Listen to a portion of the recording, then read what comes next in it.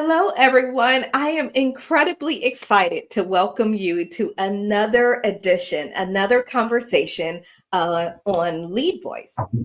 LeadVoice is a discussion that we want to dive into about all things leadership. And we are talking about leadership at any level, wherever you are in your life, in your community, in your organizations. We are just simply talking about what it is to be a leader and some of those challenges and some of the wonderful opportunities that come forward from that as well. My name is Rhonda Y. Williams, and I am your co-host for the show. I am the CEO of Above the Grind Leadership, an organization that does leadership development and executive coaching, organizational development as well. And we are just excited to be here. And I'm here along with my amazing, fantabulous co-host, Dr. Juma. Dr. Juma, say hello and introduce yourself. Hello everyone, and possibly let me start with my co-host. Hi, Rhonda. Hi. Yeah, so excited once again. I believe this was a long-awaited podcast. I know most of the people that started with us have been asking me this side. I am Dr. Juma Nashon, the CEO of GPP Life Solutions Center, a consultancy firm in strategic partnership and also in high-level trainings for capacity enhancement. And I'm also the lead pastor of Glorious Life International Center. So excited to be part of this LeadVoice conversations, which I do believe is a platform for all of us that have something and have also responsibilities in our hand. I do believe that as LeadVoice platform, we are giving ourselves opportunity to improve on what we are doing and to also plant the seed in our next generation, because our next generation is looking forward to be inspired.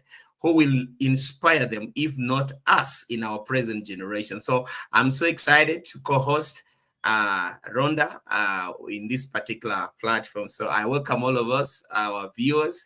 Let's know where you are tuned in, and also let's know what is blessing you in this very conversation. Back to you, Rhonda.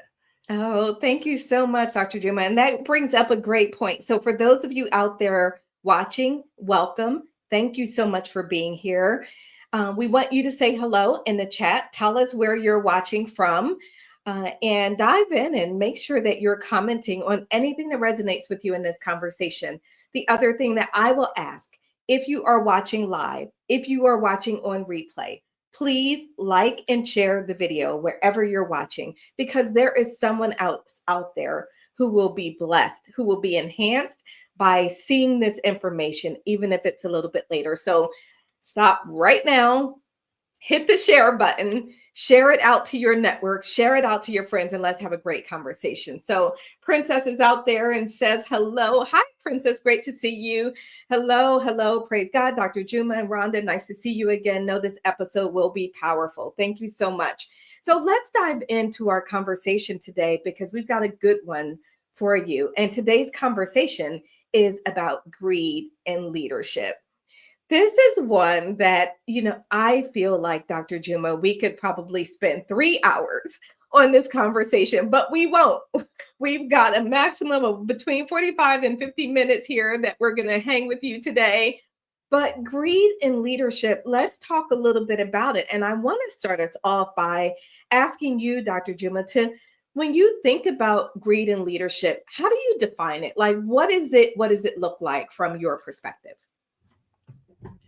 Well, thank you, Rhonda. That's a good question to begin with, because we really have to understand what we are talking about. And I do believe our audience ought to really understand what is this particular thing when they talk about greed, because some of us may be an expression of greed, but we have never been helped to know that we are expressing greed. So it is good to have that defined. And I would say, from my own personal perspective, and also experience, because I do believe that no one of us is born solid, sound. There are times you experience yourself and you have to overcome this thing. So I'm not speaking from an angelic platform. I do believe that when it comes to the dangers of greed, we need to understand what greed is. And for me, greed is that insatiable desire that every human being may experience because of the essence of being selfish,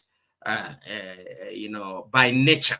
But it comes to a point whereby it is so insatiable to the degree that it cannot, be controlled, or you cannot control. It becomes part of you. It injures your moral integrity and your spiritual integrity, your social integrity, and the position possibly you've been positioned by God when it comes to leadership. So basically, for me, greed is a selfish, excessive desire that will be seeking for more. You're not contented with what you have. You are seeking for more. You want to gain it at whatever cost.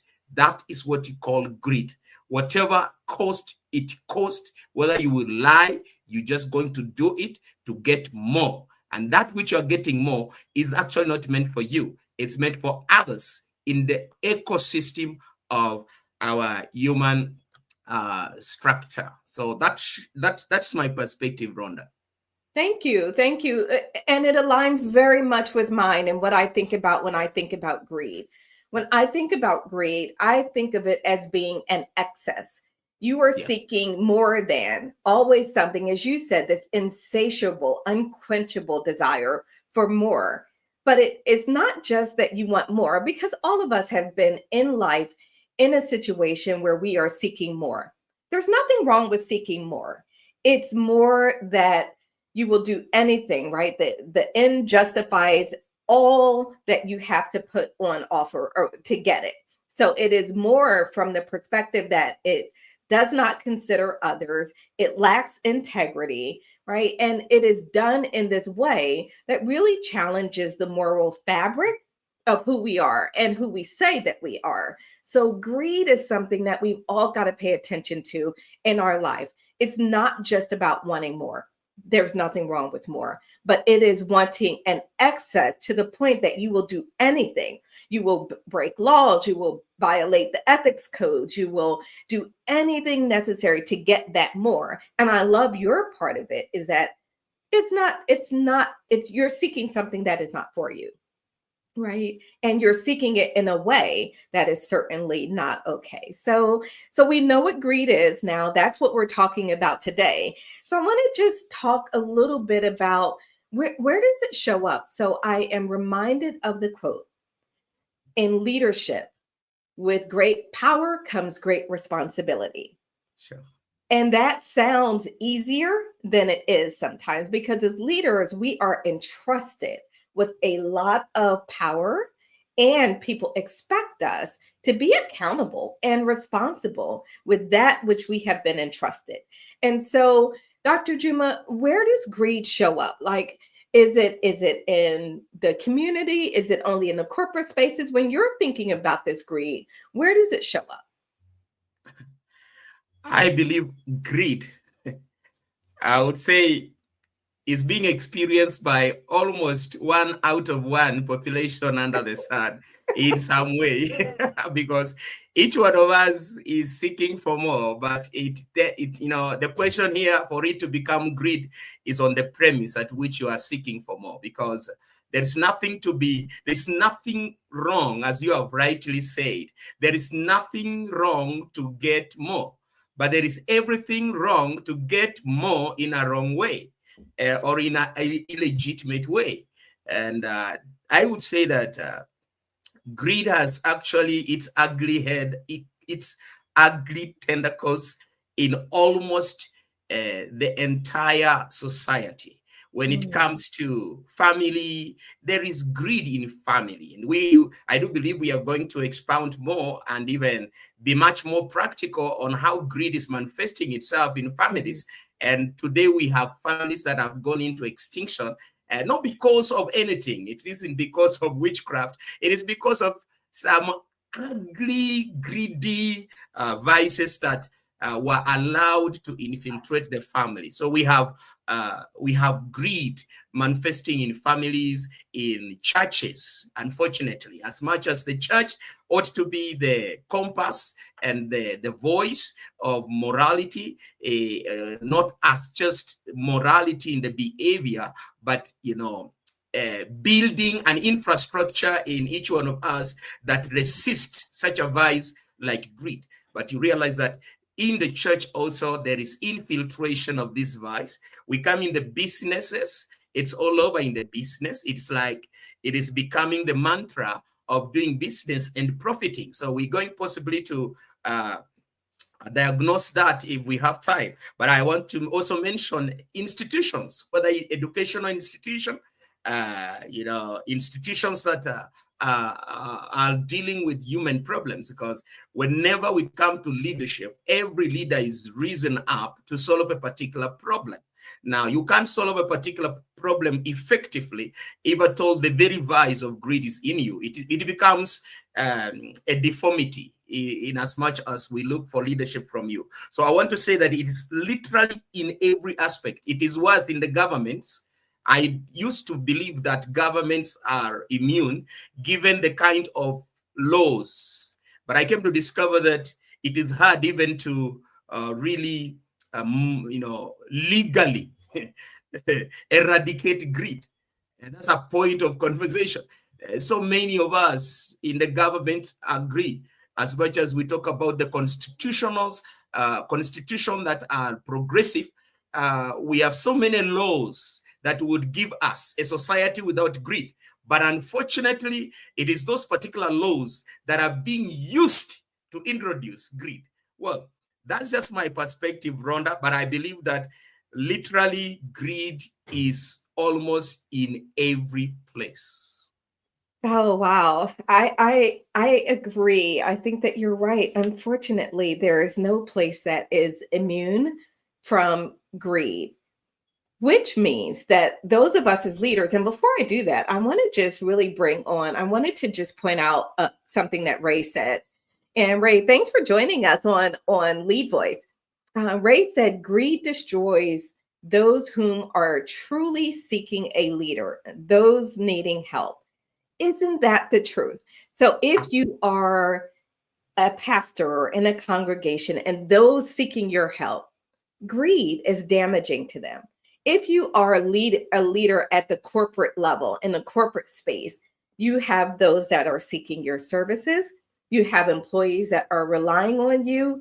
Greed is damaging. So let's talk about that for a moment. So what happens when greed shows up? Because I know you said you wanted to dive into this a little bit. How does greed manifest? What do we start to see and experience when greed is happening? I want to say that actually, whenever you hear about corruption, corruption is a product of greed. Mm-hmm. I would authoritatively say greed is a corrupter. So anywhere there is corruption in whichever manifestation, anywhere there is corruption, there will always be greed at the root of that corruption. If it is a corrupt lifestyle, there is greed hidden in that corrupt lifestyle. If it is, let me use the Bible as the main book of reference here in the sense of our conversation, because the Bible outlines, the love of money as the root of all evils. The love. So money in itself is not evil. You need the money. But there is the love. And that word love is not just the sincere love. It is obsession, that which drives you and masters your sanity. It is deformity for me. And so I would say it manifests in the love of money and unchecked desires, unchecked ego will always bring you back to greediness. So I would simply say, as far as you have asked, greed has those manifestations. Like when it comes to the family, you realize there are people that are never united in the family.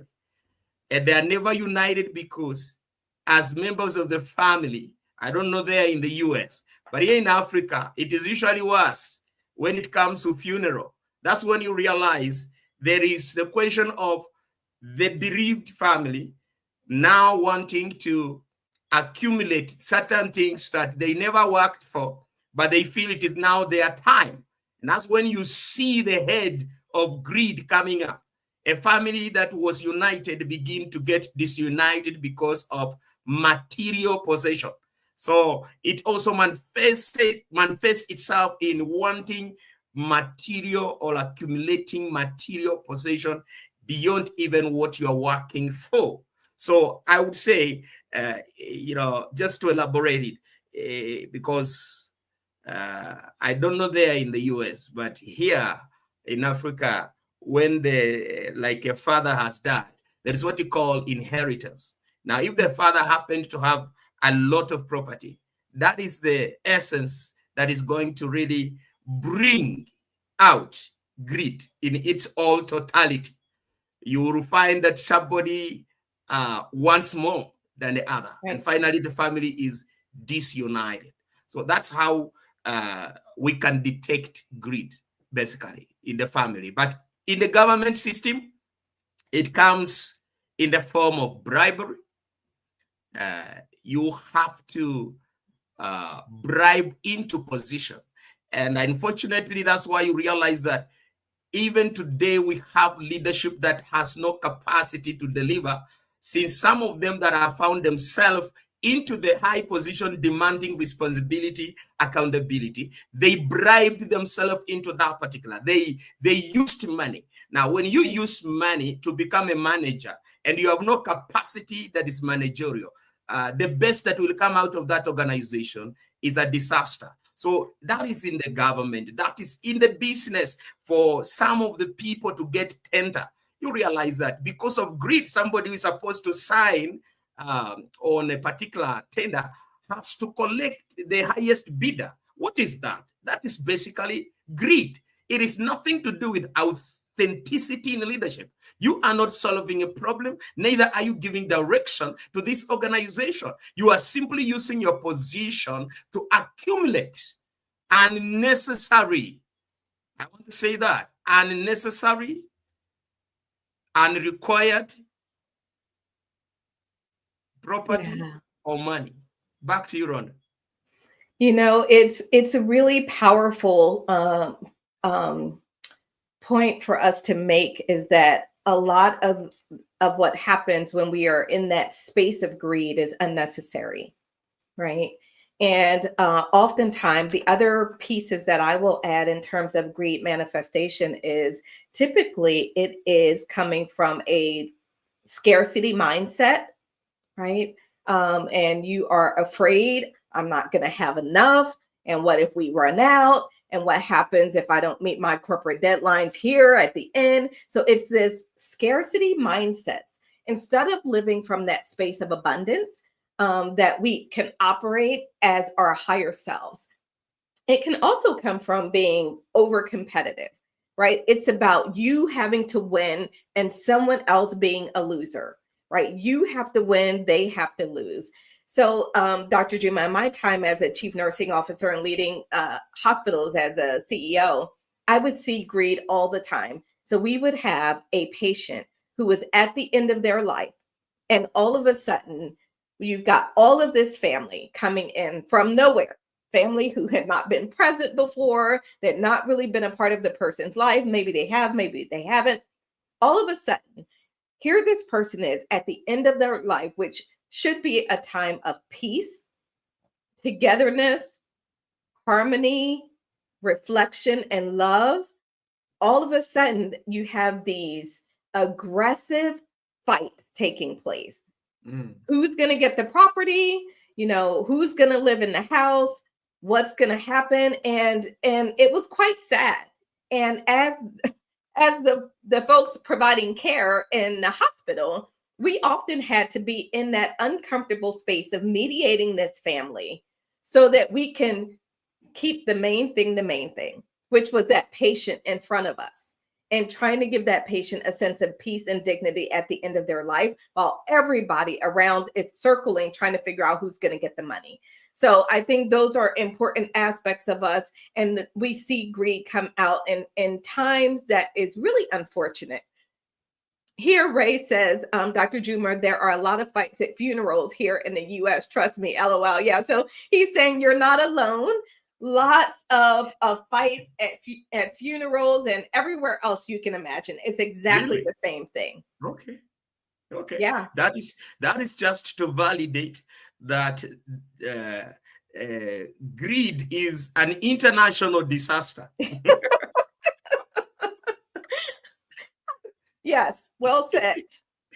Well said. It is an international disaster. Well, so let's talk about a couple of examples. And I know you can probably give an example of where greed showed up. So I'll give the corporate examples. Here in the States, there have been some very, and even internationally in business, there have been some very public examples of greed that have toppled companies, or at least at a minimum, cost them dearly.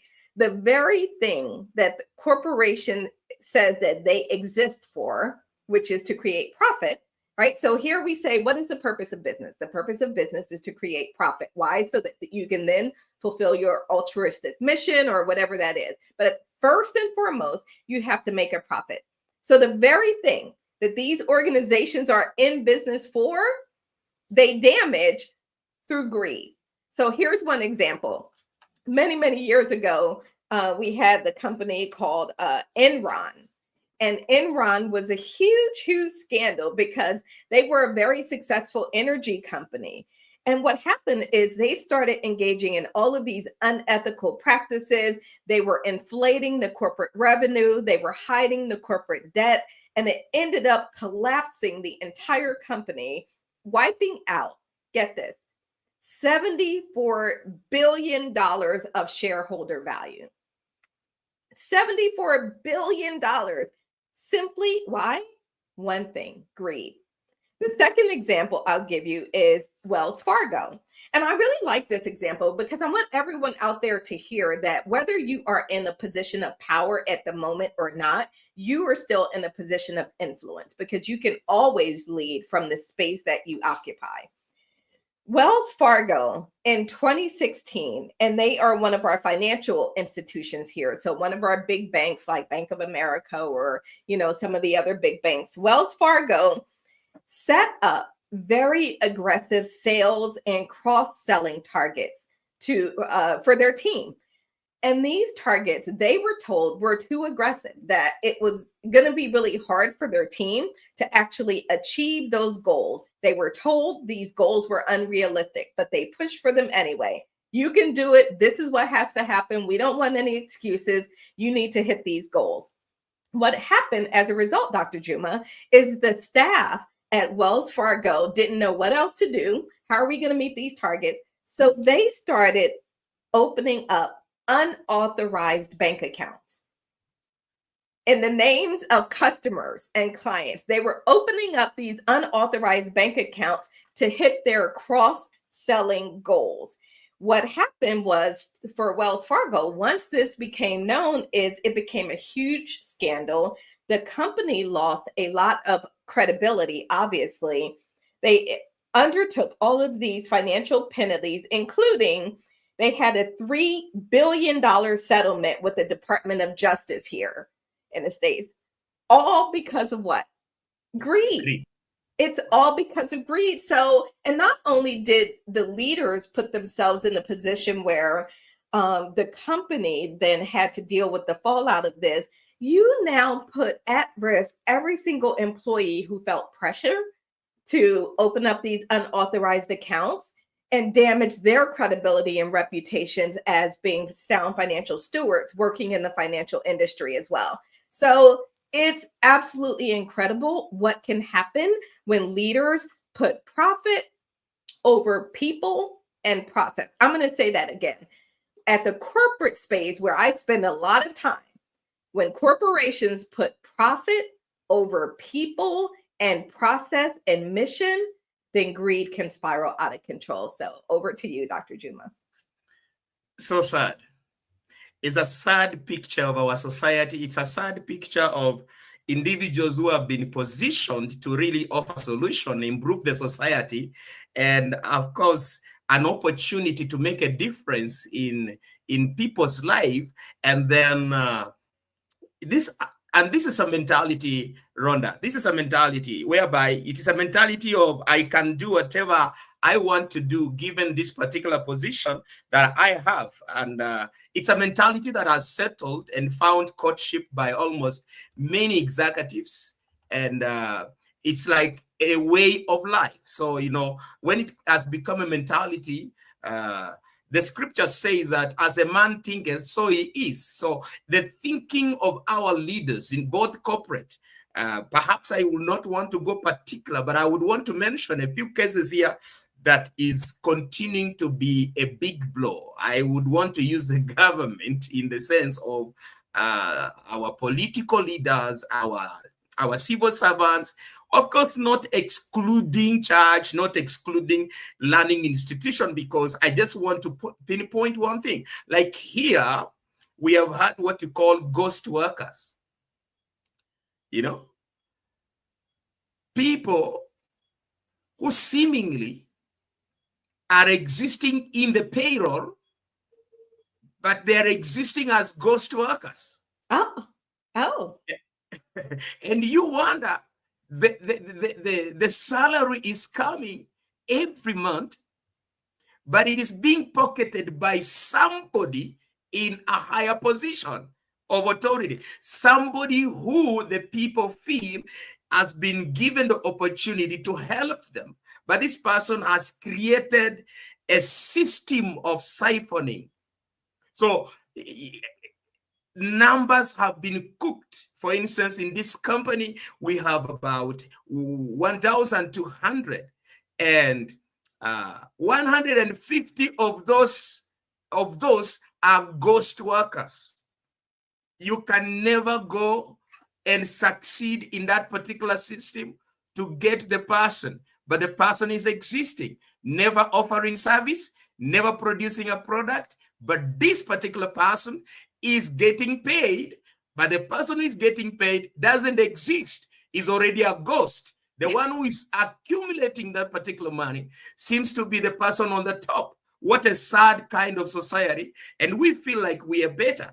I want to submit to us, if a company is failing at your watch and you continue gaining bonuses, incentives, and even salary, if a nation is failing at your watch, if a church, an institution is failing at your watch, and you're comfortable to take those bonuses, those incentives, let me say this with audacity: you aren't a leader, you are an embarrassment. You aren't the hope of the people. You aren't serving people. You are misplaced in that particular position. I am not being harsh. I'm just being ruthlessly honest. You aren't, because you cannot have your company failing and you're comfortable to get those bonuses. I tend to believe that the highest sense of leadership should be, if this is happening to the company, let all of us tighten our belt. Let us raise this particular entity so that it is in a position to help us and others. Well, I want to make this observation.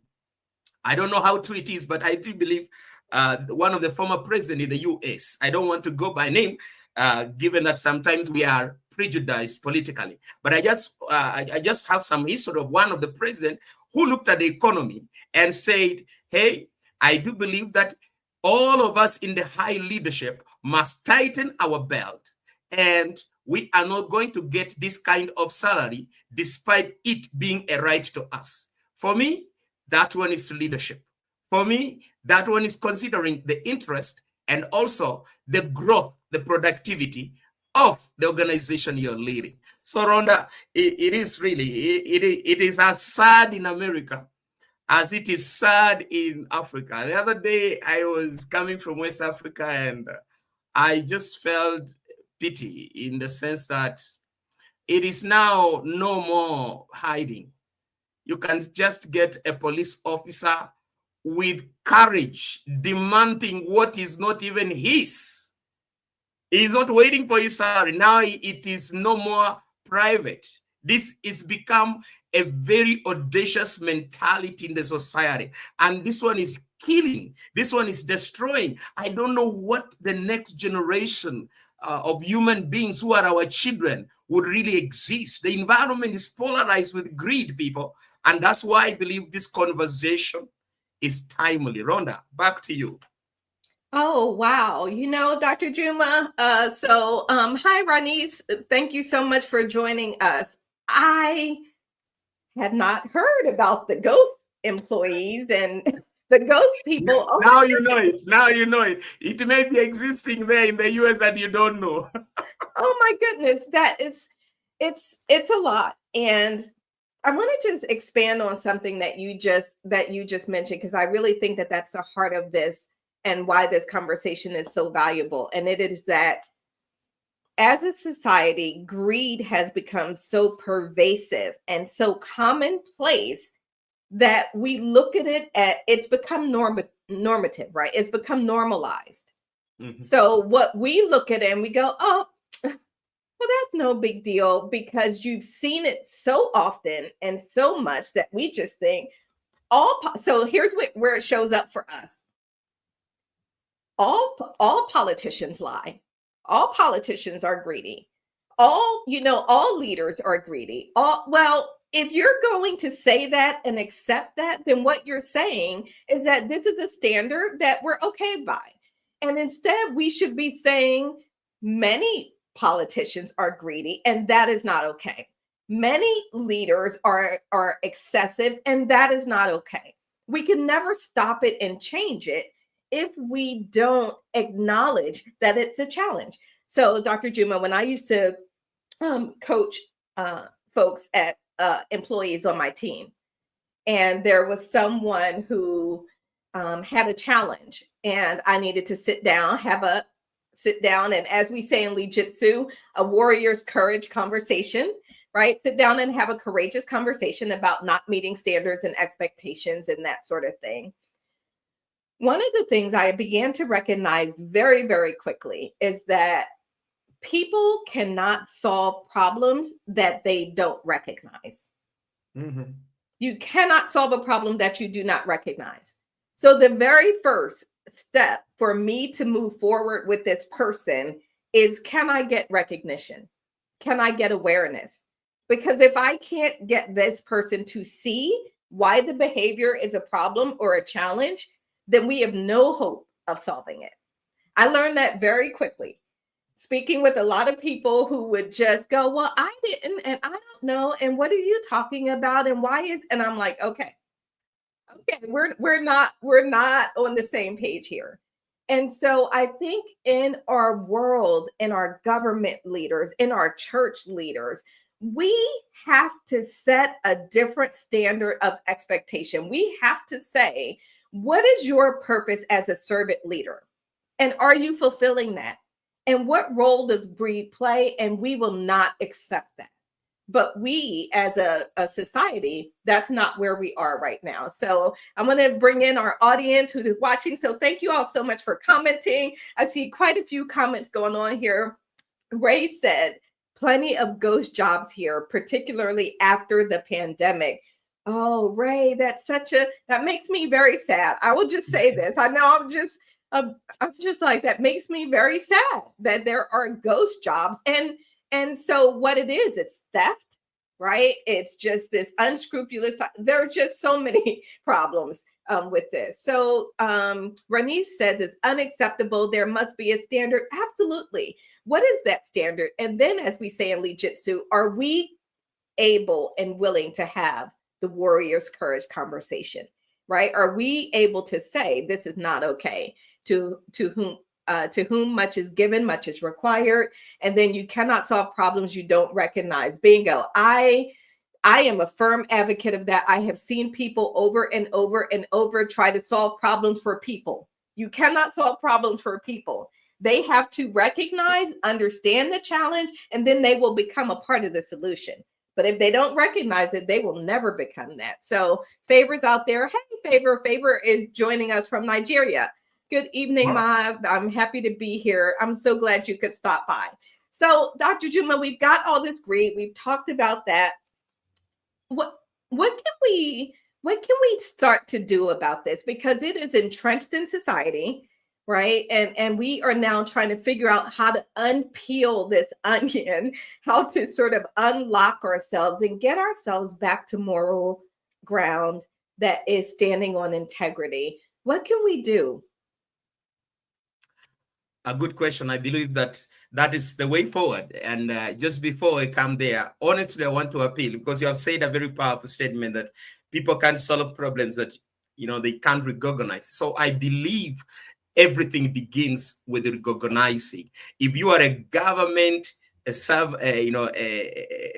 government civil servant, if you are a business owner, if you are a church institutional leader, you have to recognize. You have to be, be comfortable to be uncomfortable. You just have to say, well, I think this is something I can't run away. It is a reality in the organization I am leading. And I love certain individuals like Steve Jobs, in the world of business, and the kind of value they brought to revolutionize the entire industry. These are people who have demonstrated that it is possible. They may not be 100% in your expectation, but they have modeled a certain culture in the business world that is away from greed. And why I'm saying that is I think it begins with, the way forward begins with, we must change our mentality. There has to be a mentality shift. We must stop looking at what am I going to extract out of this, and that one has to do with a mentality shift, because every time that people are in position, it's like, what am I going to gain in this particular position? We need to really shift our mentality from that kind of thinking. So we must change the way we think, because the culture of greed always will show you the opening, how you can extract or get something. So we must deal with greed outside our vocabulary by thinking. The change of our mind, our mindset, the pattern of thinking must change. People like Steve Jobs, if I'm not wrong, in one of the documentary I was listening, he didn't look at what technology will bring to him, the world. He's a man who had everything, an executive who had everything. But you look at his life, it was modest. You could see a wealthy man in simplicity. He didn't look at what to get, but what to do in the world of technology so that it can help humanity. And I think this is what I believe by saying mentality shift. It has to change there. When it comes to the church, we have tools and weapons, which is the word of God. I think people need to go back to the premise of the word of God. The word of God is not deficient in giving us instruction. Yeah, we have to shift our mentality from a gold digger mentality into the love of God instead of the love of money, because that is the essence. The love of money is the root of all this, and that love of money is greed. You get it? So we have to love God first. When we love God first, we kill that greed that could want to come and influence our actions and our behavior. And the priest, when it comes to also the business world, we also need to change. We need to change the principle by which we apply, because most of the time our profiting is harming others. Our profiting should not be designed to harm others. Our profiting should be designed in such a way we are benefiting others, and the profit will definitely come. So for the business world, I would say that the culture of greed can be removed when our business owners will adopt not a me principle, but a we principle, whereby you are not the very person. It's not a me, but we. When you consider that, you are going to definitely have greed being eradicated. And when it comes to the government, I would just say there has to be a honest assessment, and putting people in office who will put the interest of the people they are leading in front of their personal gain. When it comes to government, let's not put our gain ahead. Let's put the gain of the people we are leading ahead. I think those are just my submissions when I look at the critical systems that we have that influence the society. I could make that as our forward way. So powerful. I feel like somehow we need to go and extract those lessons and write them down, right, from us, and they can be a bit of a guide for us in terms of navigating. I want to just sort of build on a couple of things, and then we've got a couple of things we're going to go to for our participants. Ray asked the question that we're going to answer, and Mercy out there, she has a comment, and then Favor has a powerful comment as well. We're going to get to all of those in just a second. As we're talking about what do we do about this greed challenge and problem, I love how you said that we've got to change our thinking, right? We've got to change our mindset around this. I'm reading a book now, and I'm doing some collaborative work with a dear friend and partner from Thunderbird Leadership. And we're looking at a book called Atomic Habits, and just sort of reading that and thinking about what that means for us at all levels, individual, leadership, etc.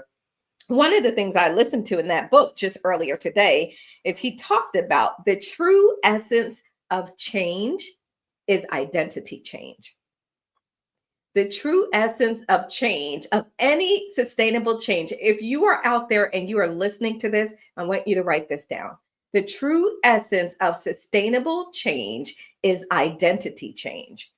Because when you change who you are, then that's when you change the results. That's when you get the long-term change and outcomes. So when I say I am a person of integrity, of moral strength, of good character, that is who I am at my identity, then all other actions and behaviors flow from that point, right? So when you change your identity to say, I will not accept greed, I will not accept poor moral conduct or unethical conduct or conduct that lacks integrity, I will not accept that. It is sort of contrary to who I am as a person. So changing our thinking is also about changing our being and who we say that we are, and then allowing our actions to be guided from that place of being. So I think that's really important. For corporations as well, I mentioned this earlier, prioritizing purpose over profit. What is your purpose? Why do you exist? What is the altruistic purpose of the work that you do? And then making sure that your actions then align with that. So prioritizing purpose over profit. Here's one that's really, really important. Systems and processes that allow for checks and balances. No one person should have the ultimate authority where this kind of greed and poor practices can take place. There should be systems of checks and balances where other people look at it, and especially in these really high financially secure areas, there should be checks and balances and transparency with what is found and determined. So that means you need processes. You can't just say we're a transparent organization. What does that mean? What does that look like? What happens if I should see something that's not okay? What do I do with that? What is the process for me to follow? Those are all important. And then the last thing I'll say is wherever you are in life, whether it is at the church, if you are a politician, if you are in the corporate space, listen. Listen to what people are saying. They will give you feedback that will let you know how your actions are landing and what is happening for them. So the ability to actively listen to those that you serve, it is incredibly important in managing and navigating yourself away from practices that involve greed. So I just wanted to add those things. So let's answer Ray's question. Dr. Juma, you ready? Well, of course. Here's Ray's question. Is greed valued more than leadership? I don't know. What do you think? Basically, from the scorecard, unfortunately, yes. With the kind of generation that is microwaving every time, it is more leaning to greed than leadership. And therefore, even those who purport that they are leaders, not really judging them, they are falling short of this because of allowing greed. Anytime greed is on top, leadership is screaming down. So I want to say, is greed valued more? Yes, by the present generation. We have very small percentage, of course, a remnant. We can never miss people that have their work ethics completely principled. We will always have at least a remnant. So yeah, I don't know what the expectation of that question, but is greed valued more than leadership? It shouldn't be the case. Leadership should be valued more than greed. And where true leadership is, there shouldn't be greed. Yeah. I know it's it's unfortunate the state that we are. I will add this caveat because I am sort of the eternal optimist, right? And I will say that as a whole, I say yes. I do think that there are pockets where there are people who are standing on integrity and moral authority and trying to do the right thing, even in the face of very heavy pressures. There are organizations out there that are trying to prioritize purpose over profit. They are out there, and there are churches that have absolutely decided that they will prioritize the word of God in their congregation. There are politicians out there, although few and far between, I believe, who believe that they are in this to serve people. I just think that it's not as commonplace as we would like to see. I do think it's up to all of us to continue to elevate the standard and to not to push back on the greed, because as long as we accept it, why wouldn't it be here, right? If we're going to accept that behavior from people, then of course they're going to continue to demonstrate it. But we have to continue to say no. So Mercy says, very important, mindset, mentality. This is what shapes our decisions. Absolutely. And that's something that all of us should recognize. Favor actually says, I'm going to sum this up by here a few thoughts on greed and leadership. Effects of greed: 1, exploitation. Greedy leaders exploit their power and position to accumulate wealth and resources at the expense of others. And corruption. Yes, greed can corrupt. Greed can lead to corrupt practices such as bribery, embezzlement, nepotism, and so forth. And again, so often, Favor, thank you for that comment. Really thoughtful comment. We so often we accept it. We think it's okay. Oh, well, that's just their brother that they're bringing into the company and making the number 2. And now everybody is afraid to say anything to them because, well, it's the owner's brother. Why should I say anything to them, right? I'm going to lose my job. And so it causes all kinds of problems and it should just be avoided. Eradicating greed in leadership requires a multifaceted approach that addresses root causes and promotes culture. Absolutely. Well, I had a blast. I don't know about you. This has been a really great conversation, Dr. Juma. I think we covered a lot of ground. And so I'm going to sum it up. And if you're watching out there and you have not already shared the video, I'm going to ask you once more to right now hit the share button, share it with your network, share it with friends and families, because this is a really important conversation. But I'm going to ask Dr. Juma to just sort of summarize what you want people to take away from this conversation. Well, thank you, Rhonda. It's just been amazing conversation. I am even myself inspired more than I began. And thank you so much. It was just great also to extract a lot of truths from you, from your corporate, authority. And thank you so much. This was a God-ordained conversation for myself and you and our people. I want to say thank you so much, audience. I want to reiterate, it was Martin Luther Jr. King, I do believe, when he was challenging the people at that particular time. We cannot be good on paper. Our mission statements are excellent. Our core values are excellent, but most of the time we are a contradiction to what has been written to those particular mission. In fact, for me, I would just appeal to all leaders: go back and read your mission statement and your vision statement, and you will realize that starting from yourself, you can shift everything, because most of what is written on paper, as good as it is, most of us employees, together with employers, we are a contradiction in the way we practice what we are desiring to fulfill. So I would appeal to us: let's not be good on paper and horrible in our decisions, in our actions, in our behavior. You must be there as a different man to make a difference in where you have been appointed or what you are doing. So I salute all of us. Let's be passionate, to serve. Every leadership position is a call to serve others, not a call to accumulate for yourself. Let's not seek the gain. It is a deformity when you allow greed. It's a virus that is cancerous when you allow greed, and greed brings disability in you as a leader. For me, it is not just a corrupter. For me, I would summarize and say it steals, it kills, it destroys. Run away from greed. By all means, whether you will pray, whether you will seek counseling, whether you will seek consultancy, run away from greed. It doesn't start with your neighbor. It starts with you and me. God bless you for that field.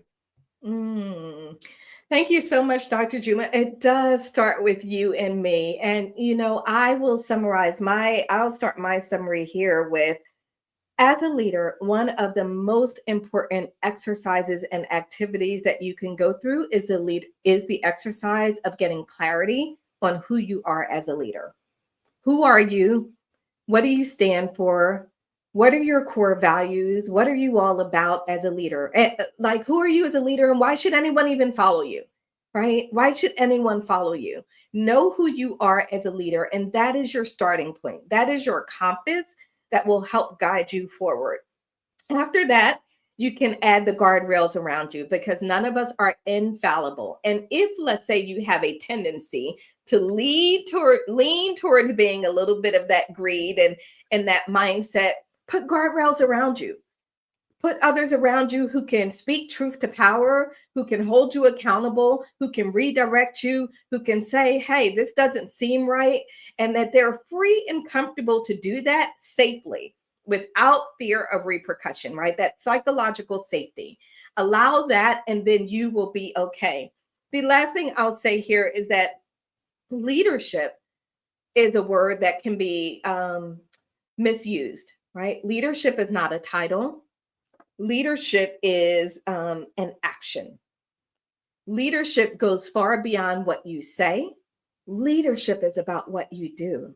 Leadership is about who you are, right? Those are the things. So you can say you're this great, effective leader all you want. I don't want to hear it from your mouth. I want to see it in your actions. Not only should I be able to see it, I should be able to feel it. Feel the repercussions of you being the high integrity, high performing, high valued, good moral character leader that you say that you are. So with that, I will just see if there are any final comments from our audience here. Princess says, true, Dr. Juma. She loved everything that you were saying. Favor said, thank you, Dr. Juma. Sure, greed brings disability. And Favor says, leadership is an action. 100% correct. Mercy says, insightful leaders should be accountable to themselves and those that they are leading. Absolutely. So we are excited to join you for this conversation of LeadVoice. And guess what? We will be back. We will be back in December. So stay tuned. We'll be announcing the date of that show with the holidays coming. We just want to make sure that we choose a suitable date. And we will be back with another hot topic and hot conversation. Wherever you are, if you have ideas on what you'd like to see us talk about, drop it in there. We are developing a list of topics that we'll be covering in these amazing conversations on LeadVoice. And then Ray came in and said, great show today. So glad you can join us, Ray. Thank you so much. Much appreciated. Core values determines a lot of leadership. About morals. Thank Rhonda. You are so welcome. So everybody out there, thank you so much for tuning in. Don't forget to share the video, like the video, and we will see you on another episode of the LeadVoice. Dr. Juma, my good friend and my co-host, I thank you so much. It's good to serve. Thank you. Somebody wrote to me and say, he prefers that after this, we produce a book. Well, we will consider that. Thank you. It was a good proposal. Stay tuned. You never know what can come, right? Thank you so much. Bye, everyone. Take care. Have an amazing rest of your weekend.